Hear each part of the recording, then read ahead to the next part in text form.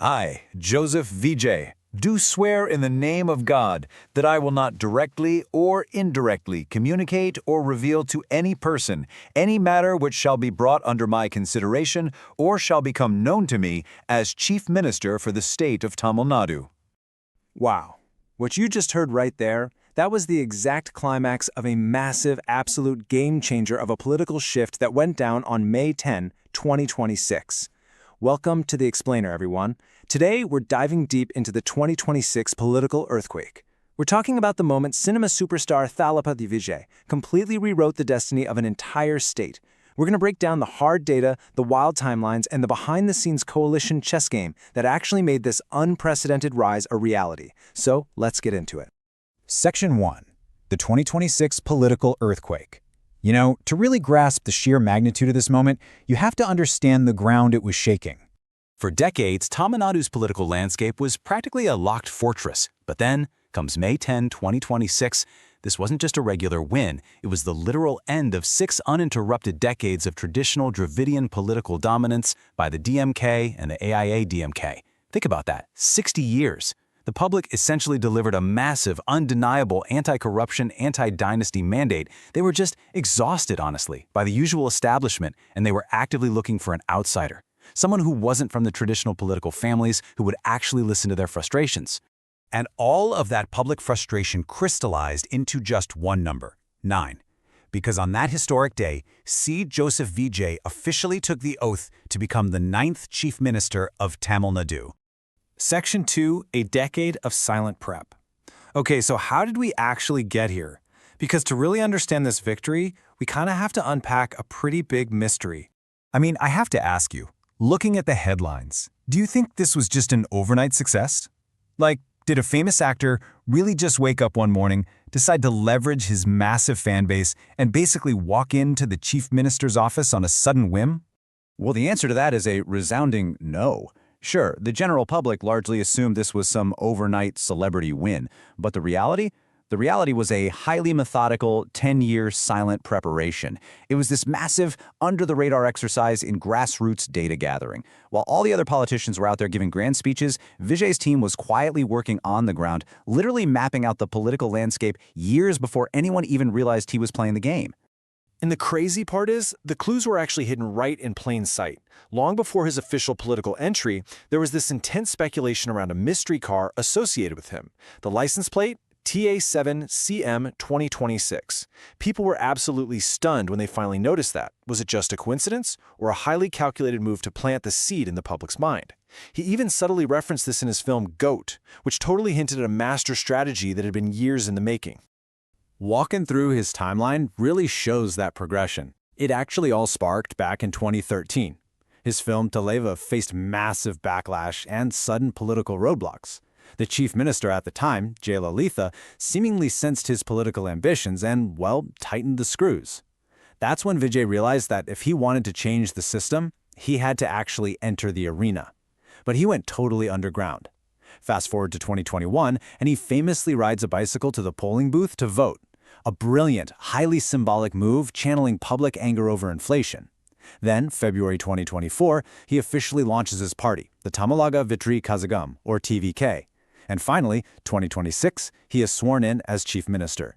Section 3. Strategy of a superstar. So, how exactly do you operationalize that level of mega-stardom into actual, countable votes? Let's look at the actual mechanics of his political machine. First up, secret philanthropy. Motivated partly by a really deep personal tragedy, the loss of his 2-year-old sister, Vijay, he engaged in these massive charitable acts, but totally avoided the flashy PR. No cameras, no social media boasting, just quiet, on-the-ground help. Second, his fan clubs essentially transformed into grassroots NGOs, actively building hospitals, libraries, and coaching centers. Third, he activated this highly trained digital army of youth to push his ideology directly into every single smartphone in the state. And fourth, he brilliantly utilized his blockbuster films as literal data-gathering laboratories, reading the pulse of the youth and constantly refining his messaging based on how the audience reacted. Naturally, his opponents targeted his religious identity during the campaigns. They highlighted his Christian birth name, Joseph, trying to polarize the voters.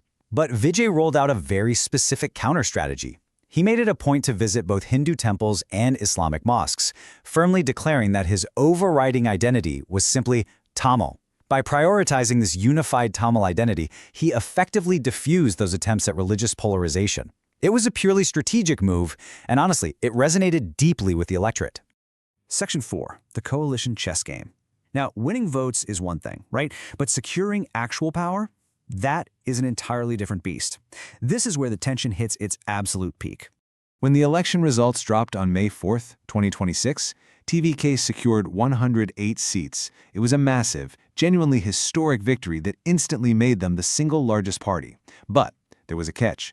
They were exactly 10 seats shy of the 118 required for an absolute majority in the 234-seat assembly. So to actually form the government, Vijay had to stitch together a coalition, and it was a real chess game. TVK was the core with their 108 seats. The Congress Party completely left their previous alliance to step in as a direct coalition partner. Meanwhile, smaller parties like the VCK, CPI, and IUML offered outside support, but with some pretty heavy conditions attached. And the wildest wildcard of them all?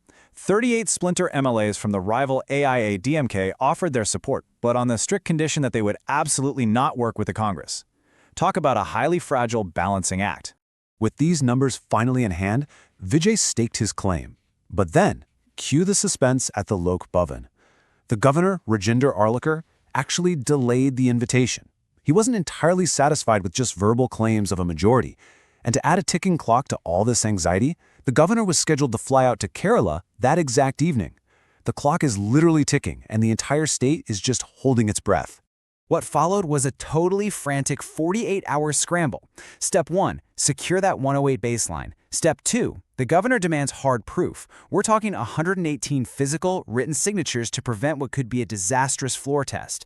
Step 3, through sheer, relentless political maneuvering, Vijay's team somehow manages to wrangle those signed letters from their very fractured allies and secures a do-or-die 6 p.m. appointment with the governor. It was an absolutely unprecedented, nail-biting finish to a high-stakes election. Section 5. A new era begins. Against all odds, he actually pulled it off. Vijay didn't just win the election. He fundamentally reshaped the optics of power in the state. He personally won 2 constituencies and chose to retain Perambur. But what really stood out was how he empowered everyday citizens who had stood by him. Get this, his own personal driver's son ran on a TVK ticket and actually won a seat as an MLA.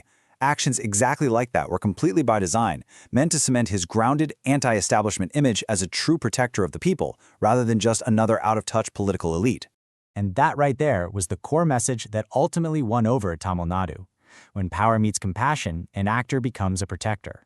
The voters saw a narrative of a man who channeled personal grief into charity, patiently built a massive grassroots movement, and completely outmaneuvered seasoned, lifelong politicians. So, the 6-decade political monopoly is officially broken. A completely new era has begun. But it does leave us with one final ultimate question. He's proven he can win the election and absolutely master the coalition chess game, but as he takes the reins of a highly complex and frankly shaky government, will his real-life governance actually match the high expectations of his supporters? Will his real-life governance match his on-screen miracles? Well, only time will tell. Thank you so much for joining me on this explainer today. I really hope this helped you map out the data and the raw strategy behind this total political earthquake. Catch you next time.